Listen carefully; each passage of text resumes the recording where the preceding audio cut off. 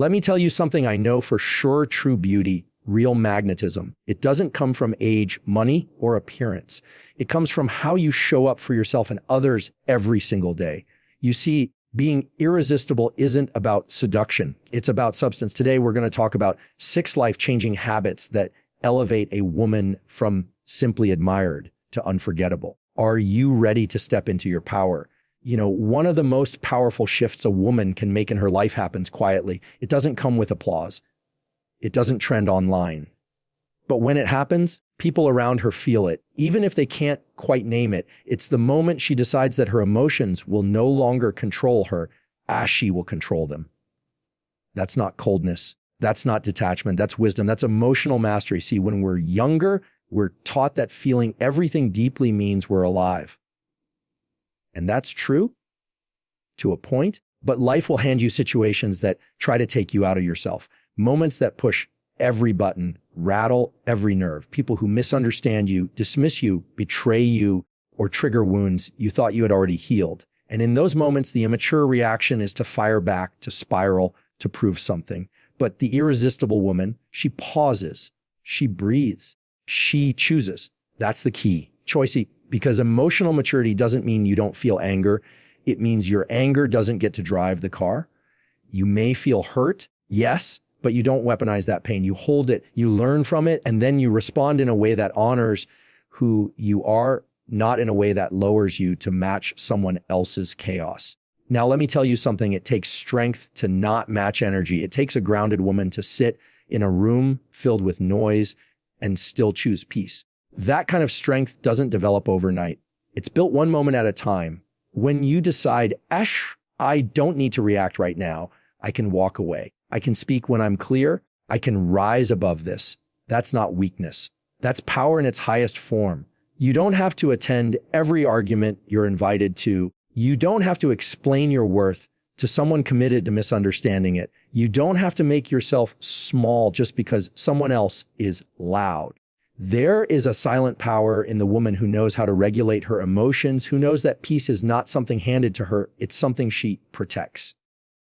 And listen, I'm not talking about suppressing what you feel. No, this isn't about denying your emotions. This is about becoming so in tune with yourself that you can sit with those emotions, feel them fully, and still act from a place of self-respect. That's where the magic is. That's where people stop and say, there's something about her. I can't quite put my finger on it, but I feel it. What they're feeling is your emotional sovereignty, your steadiness, your refusal to be thrown off course by every wave. I've sat across from women who have been through storms, divorces, betrayals, loss, disappointments. And what made them truly unforgettable wasn't how loudly they cried or how fiercely they raged. It was how they emerged from those experiences more grounded, more aware, more intentional. They didn't allow the storm to turn them bitter. They let it refine them. You become irresistible, not when you control the world around you, but when you control how you show up in it.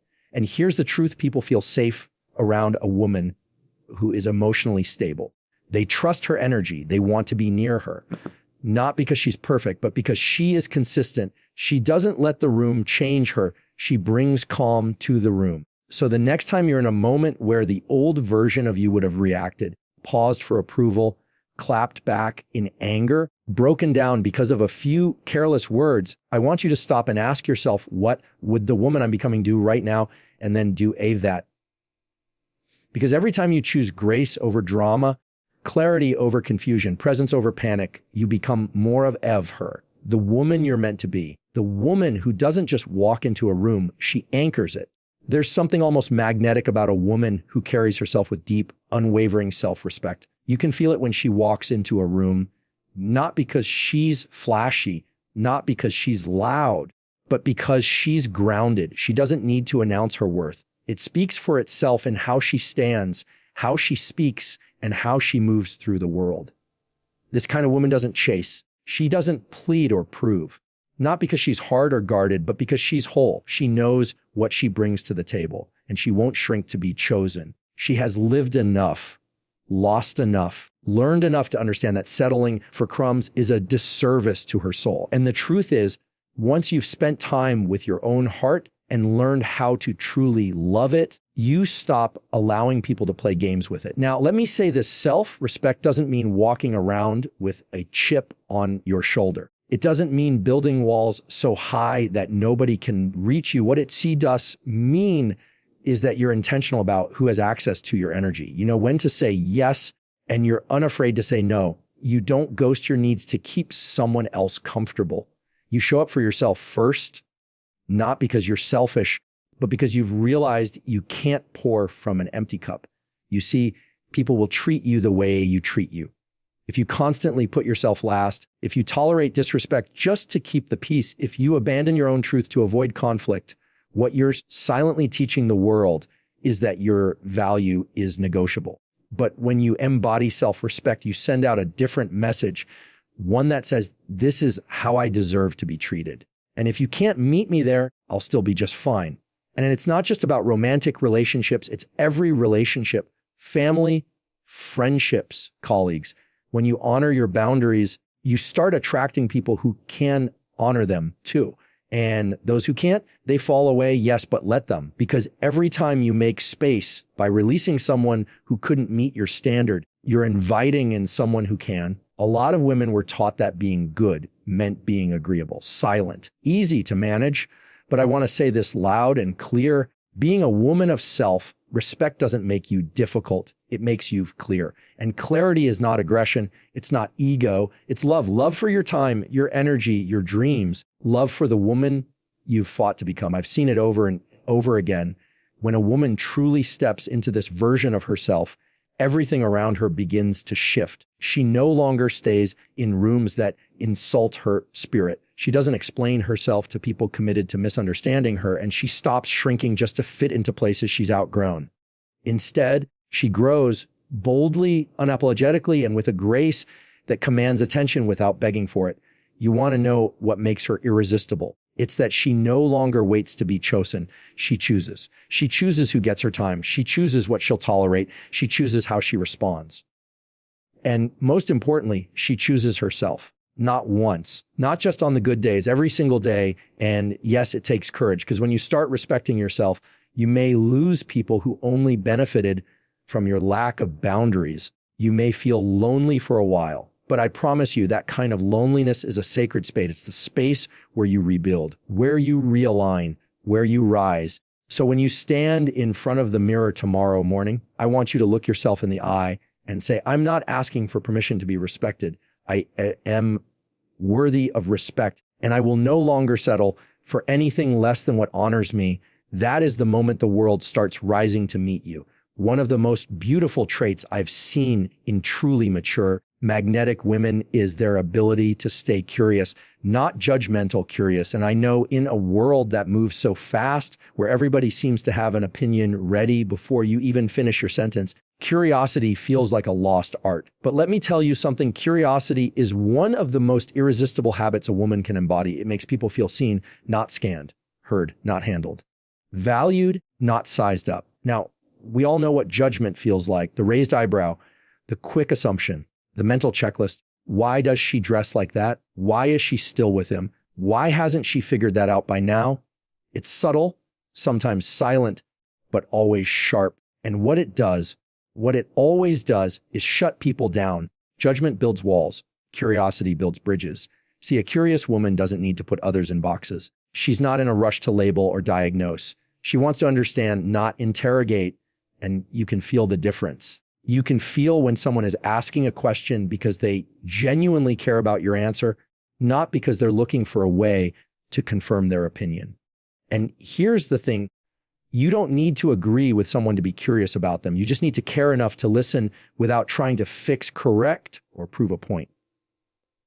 That's emotional maturity. That's spiritual grace. That's the kind of energy that makes people feel safe in your presence. You can walk into a room and tell who the secure woman is. She's not competing. She's not comparing. She's not trying to one up or tear down. She's listening. She's asking thoughtful questions. She's holding space without making it about herself. That energy is rare. That energy is magnetic. That energy lingers. And do you know what else curiosity does? It keeps you soft. It keeps your heart open. Because when you stop assuming you already know everything, When you open yourself up to understanding someone else's experience, you stretch, you expand, you grow, and you avoid one of the great traps of getting older, becoming rigid. There's a temptation, especially as we get more experienced, more confident, to think, I've been there, I've seen that, I already know. But that mindset shuts down the very thing that keeps us vibrant, our ability to learn. A curious woman stays youthful not because of how she looks, but because of how she thinks. She still wonders. She still asks. She still believes there's more to uncover in people, in the world, and in herself. And I want to speak to something else that's important. Sometimes we're judgmental because we're still carrying our own shame. We see someone struggling in a way we used to, and instead of offering compassion, we offer critique. Because deep down, we haven't fully forgiven ourselves for that chapter. But when you trade judgment for curiosity, you heal that part too. You remind yourself that we are all becoming, that none of us have arrived, and that no one's path is meant to look exactly like yours. So the next time someone says something that rubs you the wrong way, instead of snapping to a conclusion, ask yourself, what's behind that? What might they be carrying? What have they seen that I haven't? That simple pause, that shift from reaction to reflection is what separates a woman who demands attention from a woman who naturally draws it. People remember how you make them feel. And when you choose curiosity over judgment, you give them the gift of feeling accepted without condition. You show them what it means to be in the presence of someone who leads with love, not ego. And that leaves a mark deeper than charm, deeper than beauty, deeper than wit. Because when a woman chooses to see rather than scrutinize, when she leads not with answers but with questions, she becomes the kind of woman people run toward. Not because they need something, but because she reminds them of who they are. One of the most powerful things a woman can ever do is own her story fully, completely, without shame. Not just the pretty parts, not just the highlights, not just the version that sounds good in a bio or a dinner party conversation. I'm talking about the whole story. The bruises, the breakthroughs, the breakdowns. The moments you whispered, how did I get here? And the moments you decided, I'm not staying here. That story, that truth, that's where your real beauty lives. I've sat across from women who have spent years trying to outrun their past, tucking it away, editing it down, making it more palatable for other people. And you know what always shows up instead? A mask, a performance, a version of themselves that looks polished but feels hollow. Because if you're still hiding the very chapters that shaped you, you can't fully stand in the strength they gave you. Let me tell you something. Every scar you carry is proof that you've healed. And healing is not weakness. It's the loudest kind of power. It's one thing to go through something. It's another thing entirely to grow through it, to take what tried to break you and build from it instead. When a woman has done that, you can feel it in her energy. She doesn't flinch when people talk about pain. She doesn't shrink when the conversation gets real. She's not afraid to say, yes, that happened, and I'm still here. That kind of presence is magnetic. It's irresistible because we live in a world that's so obsessed with appearances, with perfection, with getting it right all the time. So when someone shows up in truth, when they say, I've made mistakes, I've lived through storms, and I've come out better, not bitter. It cuts through all the noise. It gives other people permission to exhale. It gives them hope. And I want you to know, you do not have to relive your pain to own it. You don't have to carry it around like a banner or make it your whole identity, but you do have to stop hiding it if you want to be fully free. You have to look at your own reflection and say, yes, I went through that. Yes, I lost that. Yes, I believe that lie. And yes, I still deserve love, joy, peace, and purpose. When a woman owns her story, something sacred happens. Shame loses its grip. Fear quiets down. And she stops letting her past make her decisions. She no longer needs to explain herself or justify her worth. She becomes her own validation because there's nothing anyone can hold over you once you've looked at your past and said, I'm not hiding anymore. See, we all have chapters we didn't see coming, seasons we thought would break us. And yet here you are, breathing, learning, evolving. And I want to remind you, that's not by accident. You didn't just survive. You've been becoming wiser, softer, stronger, more compassionate, and more real. The kind of real that resonates. People connect with your courage, not your image. They are drawn to your openness, not your perfection. You don't become irresistible by pretending you've never been broken. You become irresistible by showing that being broken didn't take you out, that it refined you, deepened you, made you more honest, more awake, more you. And that's what the world is starving for: authenticity, not performance, not polish, not pretending, but presence. That grounded, unapologetic presence that only comes from a woman who has walked through fire and come out lit from within. So don't wait for someone else to validate your journey. Don't silence your voice just because someone else hasn't found the courage to speak. There's your story matters. Your voice matters. And every time you own it, you remind someone else that they can own theirs too. Because a woman who owns her story doesn't just inspire people, she frees them. There's a moment in every woman's life when she realizes that joy is not just something that happens to her, it's something she has to choose. Not once, not twice, but every single day. And the older you get, the more you understand that this world will hand you 100 reasons to feel overwhelmed, bitter, exhausted, or numb. But the mature, irresistible woman, she refuses to let life harden her. She makes joy a non-negotiable. And no, I'm not talking about forced positivity or pretending everything is fine when it's not. I'm talking about a deep, grounded, self-generated kind of joy. The kind you don't have to post about to feel. The kind that comes from dancing in your kitchen while dinner's on the stove. Laughing until you cry with a friend who's seen you at your worst. Taking yourself on a walk with no destination except peace. Saying no without guilt. Saying yes without explanation. That kind of joy. The irresistible woman doesn't wait for special occasions to feel alive. She creates them. She doesn't wait for someone to invite her to the party. She brings the light with her. She's not waiting for the perfect relationship, the perfect job, the perfect number in her bank account to be happy. Because she understands something most people miss. Joy is not a reward. It's a responsibility. And listen, this doesn't mean she's always smiling. It doesn't mean life doesn't knock her down sometimes. But even when she's going through something, even in her grief or uncertainty, she knows how to reach for the small things that keep her spirit lifted. She knows that joy isn't the opposite of struggle. It's the companion to it. It's the warmth you hold on to in the middle of the storm. You can tell when a woman is living from that place. She's lit up from the inside. She doesn't need approval to enjoy herself.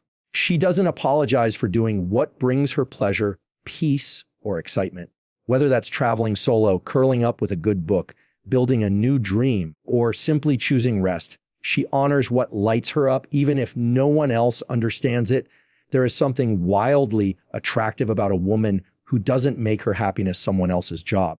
She's not performing for attention. She's not shrinking to make others comfortable. She's not waiting to be picked so she can finally start living. No, she is alive now. She's creating joy from the inside out, and that energy is contagious. People want to be around her, not because she's trying to impress them, but because her joy makes them feel more hopeful about their own lives. And I want to say this too. Sometimes the habit of choosing joy means walking away from the things, the people, the environments that drain you. And that can be hard. That can be lonely. But the woman who knows her joy is sacred will protect it like her life depends on it. Because in many ways it does. It is so easy to get caught up in survival, to go through the motions, to take care of everybody else while putting your own spirit on the back burner. But let me tell you something. You are not here just to endure life. You're here to experience it, to delight in it, to dance with it. Not in spite of your pain, but in defiance of it, because choosing joy is resistance. Choosing joy is healing. Choosing joy is freedom. So don't wait for permission. Don't wait for everything to be perfect. You don't owe anyone an explanation for what fills your cup. You just owe it to yourself to keep it full. Because the woman who makes joy her habit doesn't just change her own life. She becomes the kind of woman who lights up everyone else's. And that kind of woman doesn't just enter a room, she elevates it. One of the clearest signs that a woman has truly stepped into her maturity, into her power, into her becoming is this: she builds. She doesn't tear down. She doesn't compete in shadows. She doesn't weaponize her insecurities against other women. Instead, she uplifts, she encourages. She plants seeds that grow beyond her own reach. And she does it not for applause, not for recognition, but because it's who she is. When a woman is rooted in herself, truly grounded, she sees other women not as threats, but as sisters, as mirrors, as companions on the journey. She understands that just because someone else is shining, it doesn't mean her light has to dim. In fact, she knows that when women shine together, we all get to see more clearly. We all rise higher. And I know some of us were raised in environments that taught us to compete for space, to believe there's only room for one woman at the table. That success is limited. That love is scarce. That attention, respect, or admiration must be earned by outshining someone else. But that kind of thinking is rooted in fear, scarcity, wounds. And the irresistible woman has outgrown that. She knows better. She knows that there is room for all of us. And more than that, she makes room. She shares the stage. She shares the knowledge. She shares the spotlight because she's not afraid of being forgotten. She's not afraid of being outdone. She knows that what is hers cannot be taken by anyone else. She trusts herself. She trusts her path. And that trust frees her to celebrate other women with her whole heart. I've seen women who light up when another woman walks in the room with confidence, who compliment without jealousy, who mentor without ego, who collaborate instead of compete. And when you encounter a woman like that, you remember her. Not because she was trying to be unforgettable, but because she made you feel like you mattered. She saw you. She believed in you before you believed in yourself. And that kind of woman, she's rare.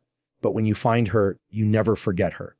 Being someone who builds isn't just about big gestures. Sometimes it's as simple as being kind in a moment when you could have been cold, being honest when someone needs truth more than comfort, saying, or you've got this, when you sense someone's about to quit on themselves, it's knowing that the words you speak carry weight and choosing to use that weight to lift, not crush. And let's be real, it takes intention, it takes awareness, because it's easier to gossip than to encourage. It's easier to point out someone's flaws than to call out their potential. But you don't become magnetic by doing what's easy. You become magnetic by doing what's right and building other women up. That's always right. The truth is, when you help another woman rise, you rise too. Your confidence expands, your joy multiplies, your life feels more meaningful because there's a kind of fulfillment that only comes from knowing you played a part in someone else's becoming. So ask yourself, am I someone people feel safe to grow around? Am I a woman who celebrates others out loud? Am I a woman whose presence inspires possibility? Because that is what makes you irresistible, not just to others, but to yourself. When you know that your legacy is not just what you built for you, but what you helped others build for themselves. And that legacy doesn't start someday. It starts now, in your daily words, in your daily choices, in how you show up when no one's watching, because the woman who builds with her hands, her words, and her heart is the woman who changes the world, one soul at a time. And the moment she realizes that her greatest power isn't just what she has, but what she gives, that's the moment she becomes unstoppable. So here we are, 6 habits, 1 irresistible woman. A woman who no longer reacts out of chaos, but moves with intention, who holds herself with the kind of quiet confidence that doesn't need to be announced, who asks, listens, learns without judgment, who owns her story, even the broken chapters, and uses them to walk taller, who chooses joy every single day, not because life is perfect, but because she is worth it. And a woman who doesn't tear others down, but builds because she knows that real power is shared, not hoarded. These aren't just habits. They're a lifestyle, a way of being, a way of showing up in a world that often